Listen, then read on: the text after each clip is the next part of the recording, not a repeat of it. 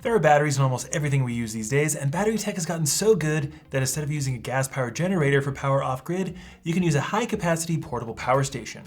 These vary wildly in size and use cases, from powering your entire house in a disaster or simply charging your mobile devices on a camping trip. But the principle is the same, and we're going to talk about how best to use one in today's video. First off, let's talk about charging. A lot of people will colloquially call these things generators or solar generators because they can be charged via a solar panel. That's a bit of a misnomer because they don't actually generate electricity like traditional generators do. Instead, they just have high-capacity batteries that store power that you can deploy later. But depending on your use case, they can function in basically the same way. I have here the Anker 521 portable power station, and I've used it for years. Our Cnet Labs team has been testing a ton of power stations, so be sure to check out a link in the description if you're shopping for one. This comes with a standard DC-in charging port that you can plug into a wall outlet.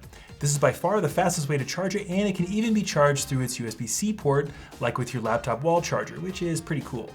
But my favorite thing is that it charges via solar. Anker sells this in a package with a 100-watt solar panel that plugs right in, and you can use the panel for other devices with the USB out port. In order to charge it optimally, you will have to make sure you're getting the right angle for the sun, and you might have to move it around throughout the day. The 100-watt panel charges it fairly fast depending on the weather and the time of day, but you can charge it with any size solar panel as long as you have the right plug, and larger power stations like the EcoFlow Delta 3 I'm going to talk about in a second get paired with larger solar panels like a 400-watt one. And it can still provide power while it's charging, so you can essentially get a net neutral or even positive charge while it is in use, which is really nice for camping trips. Now this one is designed to be portable, and you might have a tougher time transporting and charging a larger one. Speaking of larger ones, we also have the EcoFlow Delta 3, which is obviously much larger and more appropriate for powering appliances for a long time. It is much less portable, but there are a lot of nice design details like wheels and a handle that make it more portable than you might think. I use the portable Anker for camping trips a lot. As you can see, it spent a lot of time outside.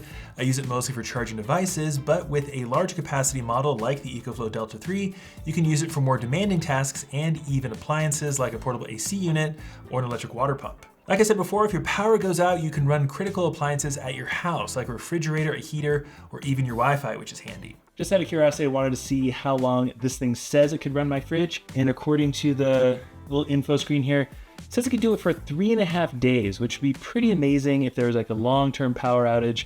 My food would stay cold and unspoiled for quite a long time, hopefully enough time for the power to come back on. And more importantly, if you have some kind of electrical dependent medical device like a CPAP machine, something like this is even more valuable.